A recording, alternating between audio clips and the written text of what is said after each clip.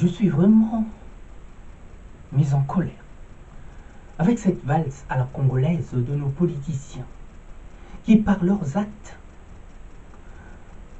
nous tournent en rond et encore plus grave, continuent à nous ridiculiser aux yeux du monde. Voilà qu'on nous a parachuté là les pires voyous, les pires encanailles extraterrestres qui, par un jeu de trouble-fête, sont là, mais en train d'entamer notre confiance pour avoir désorienté une bonne partie de notre peuple. Il est venu sans doute le moment où ces églises de circonstances bien particulières, que nous appelons communément les églises de réveil, de sortir là le peuple congolais de ce sommeil léthargique dans lequel ils l'ont plongé. La culture du suivisme a supplanté l'autonomie intellectuelle des hommes bien avertis, tout au moins de ce que j'en croyais. Je ne veux pas ici me lancer dans la ritournelle d'à qui la faute, mais cependant, l'urgence du moment, oui, l'urgence actuelle, nous impose une sorte de conduite. Oui, une ligne de conduite stricte afin de sortir là le peuple congolais de cette distraction dans laquelle on l'a conditionné. Oui, ils doivent sans doute s'en frotter les mains, de voir à quel point ils ont là su diviser le peuple congolais.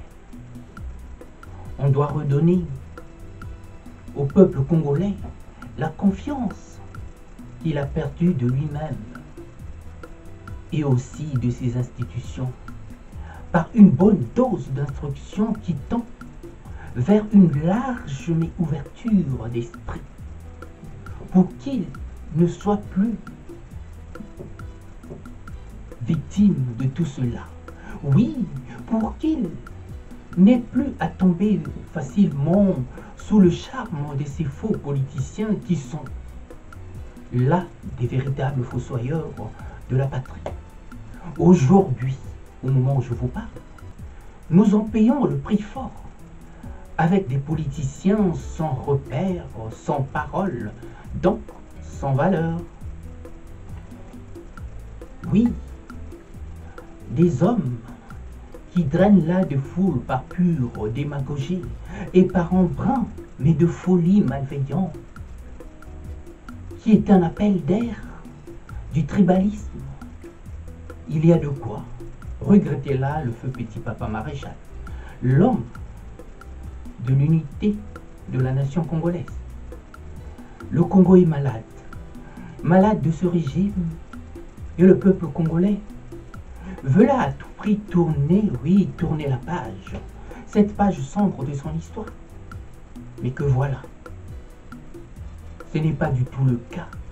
Et l'intention de certains de nos politiciens qui continuent là à jouer cette mauvaise blague, qui font la passer pour une valse à la congolaise, au lieu simplement de s'en tenir juste à la rumba congolaise, dont ils maîtrisent les pas, et par ce que je vois, j'en doute fort.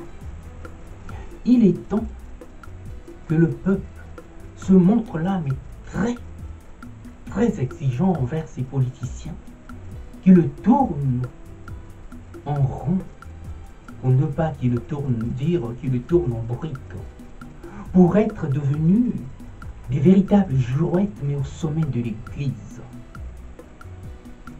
qui se laissent là entraîner au gré du vent, et non de ce que nous avons en commun, oui, de nos valeurs communes. Je suis fier d'être congolais.